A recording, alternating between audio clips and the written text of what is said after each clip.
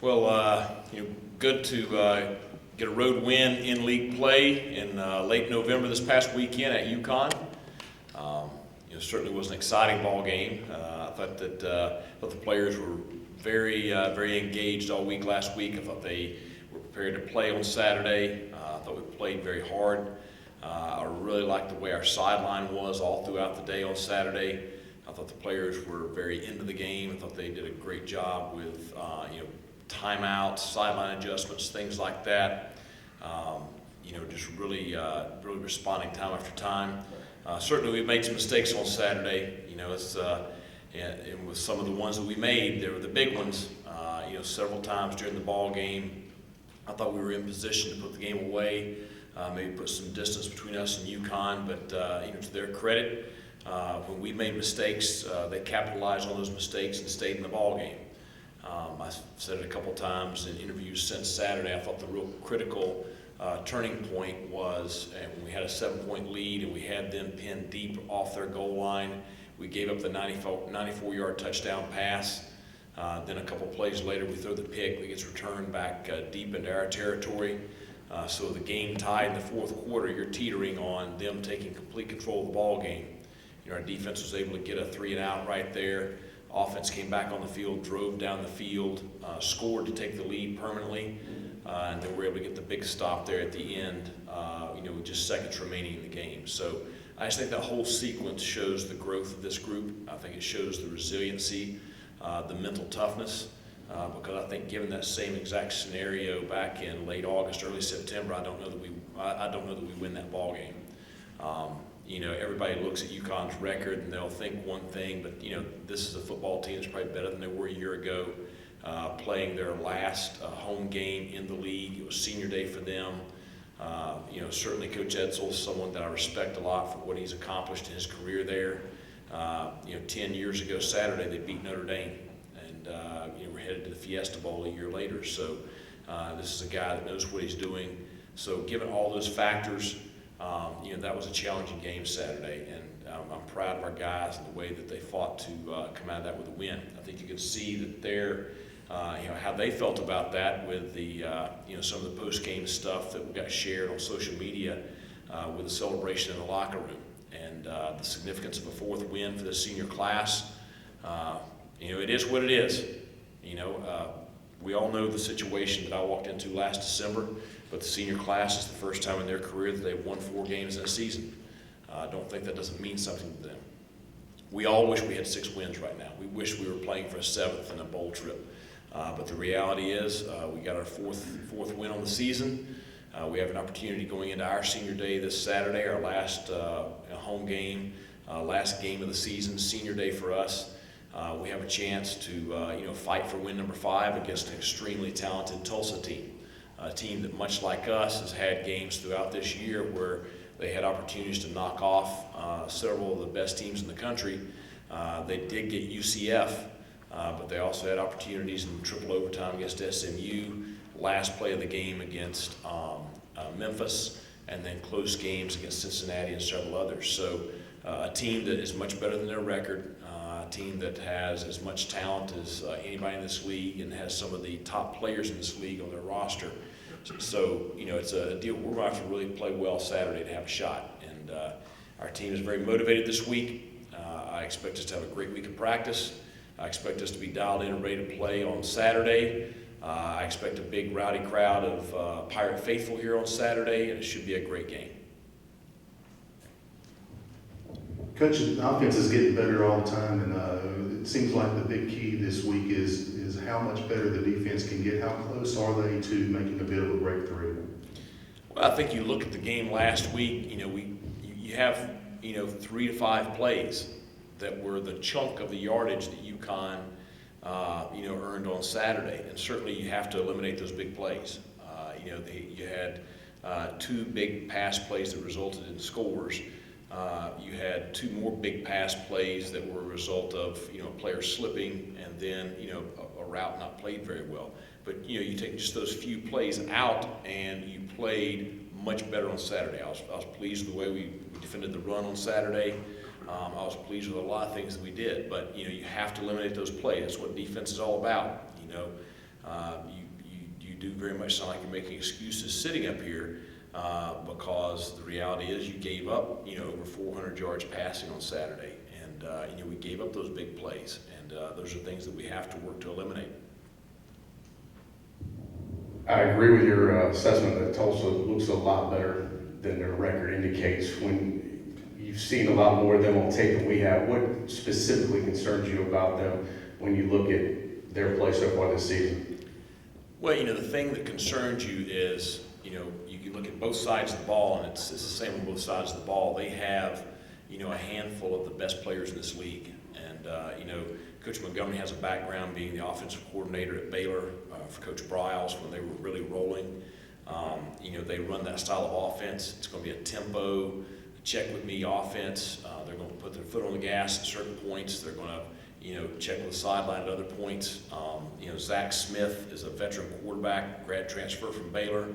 Shamari Brooks, their starting running back, is one of the better running backs we've seen all year. Keelan Stokes, the starting wide receiver, slot receiver, is one of the better receivers we've seen all year. The rest of the personnel is very good. The rest of the personnel are solid players in this league. But when you talk about having guys that are some of the best players we've seen at their respective positions all year, it worries you with their big playability, especially with that tempo offense. Very similar to UCF, very similar to SMU. You flip to the other side of the ball with their defense, Trevis Gibson is maybe the best 5 technique we've seen all year long. 6'4", 270, can run, can bend. You look at him on tape, he's top 5 in the conference in sacks and tackles for loss, and people are doing everything they can to double him, slide the protection to him. They're doing all kinds of things to try to neutralize him, and he's still making those kinds of impacts. Reggie Robinson leads the league in interceptions. He is the best corner we've seen all year. He is one of those that if you make a mistake, it's going to be an interception and it may be a score. So you got to be conscientious and deliberate with how we attack him. The linebacker core is very good. Zavon Collins is a young linebacker, 6'4", 260, can run, makes plays all over the field. Just like on offense, the rest of their players are solid players in this league, but they have a handful of guys that are some of the best players we've seen all year. Coach, I know you touched on this a little bit with Senior Day, but this is kind of a two-part question. One being, what are the emotions that you're going to go through on Senior Day? Although these aren't guys that you've been with for 4 years, but I'm sure you're obviously attached to them. And the second part is, every coach kind of does Senior Day a little bit differently. What can we expect to see from you? I mean, do you have kind of a plan that you go a ritual on Senior Day? Well, I think first off, this senior class, it's our first one. No, I did not recruit these young men, but I did inherit them, and the group that we're going to recognize on Saturday have been significant with the positive change in the culture of our program and the direction of our program. I think that when you look at all senior classes, obviously, the class was a certain size when they came in. It's always going to be smaller when they graduate because you're going to have attrition through the years. These young men have been through a lot in their careers here, but the one thing that stood out to me was when I talked to them last December, this group was adamant about they wanted to leave the program in better shape than they found it, and they did not want to leave the program in the way that it was last December. They wanted to see the program change. Sure, we had goals that we're not going to achieve this year, but we still have some goals that we can achieve. And I think that the big thing for me is paying tribute to these young men and the positive impact that they have been not only on this year's team, but on this program, and they've been great ambassadors for this university. Some of them have been standouts on the field. There are others that have been standout behind the scenes, been standouts on the scout team, been standouts with support behind the front lines. So this group is an important group, and yeah, it's always emotional. It's more emotional the longer time you spend with them, but still, when you stand here next to a couple of these guys and some of the things that we have shared in the last 11 months, you're just very proud of them. How we do it, we have different things throughout this week. The focus is obviously going to be on Tulsa. That's one thing I'll talk to the seniors about after practice today, is just keeping the focus on Tulsa. Friday night, the last thing we'll do before we go to bed is the seniors will get up and they will address the team and just speak from their heart, what this program means to them any parting words of advice or encouragement that they have. And I'll tell you, I have memories from many, many years. So this will be the 9th college team that I've had a senior day with. And there are individuals that I can remember specific speeches that they gave the team on that Friday night before their last home game that were just stand out to the team, stand out to the coaches. Some of the things that these guys have inside of them are just really impressive. So I look forward to that. On senior day, we'll recognize the seniors and their families at the end of pregame warm-ups near midfield. We'll do it one at a time. We'll have a photo with myself and their families. The seniors will have a rose for their mom. You just try to do something really special. And then we'll have something else later on in the off season where we'll have some awards and some things we'll present to the seniors. Kind of going on that, you look at the defensive line, and there's 3 seniors there, but the same 4 starters who started all year. Right. It seems just kind of rare for offensive and defensive line at this point in the season. Just Right. the same guys every single game. Right. It seems like are there. What has that been like for them? Well, I think that says a lot about their durability. I think that says a lot about their physical development. Just the fact that they've been able to, and they've all been dinged up throughout the year at various times, but they've kept practicing and kept playing. So I think that just says a lot about the character of those 4 young men. 3 of them are seniors. That's the challenge. Certainly, I wished I'd gotten the job 2 years ago so that we had more older, experienced depth behind them. Because you do want more of a rotation than what we've been able to play this year. But at the same time, those 4 guys have really done an outstanding job throughout this year. Coach, Thanksgiving week, first off, kind of walk us through the schedule with the team, and then you have any favorite Thanksgiving memories surrounding football? I know you're a Cowboys fan, so give us a... Well, first off, there's no classes Wednesday, Thursday, Friday. So we do have a little bit of a different schedule. We'll meet and lift tomorrow morning. We'll practice right after lunch tomorrow afternoon. So we'll be finishing with practice a little bit earlier on Wednesday than normal. That gives them a little bit more downtime Wednesday night. We will get up and practice Thursday morning, so that's why I want them to have a little bit more rest on Wednesday evening.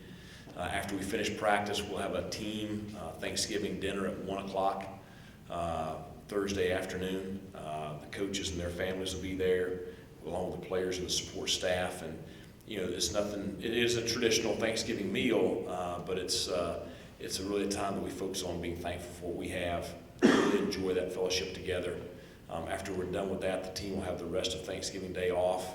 That way they can watch the Cowboys get that big W at 4 o'clock on Thanksgiving afternoon, which is a tradition. But that way also, if their families are coming into town or whatever, they can have time together Thursday night. Friday's a pretty normal Friday heading into the weekend. Thanksgiving memories over the year, I think that all of us probably associate, Thanksgiving and football, or at least the sports guys do, together because it is, the Lions and the Cowboys traditionally for so many years. But then as a coach, Thanksgiving weekend really became significant. When I was coaching in D2, it's the second round of the national playoffs is Thanksgiving weekend. And so the kind of saying in D2 is if you're playing on Thanksgiving weekend, you're having a special season. And then as we progressed on to a Division I coach at the Citadel and James Madison, and now here, obviously we've had a lot of these Thanksgiving practices together, and each one have been special because it's the end of the season.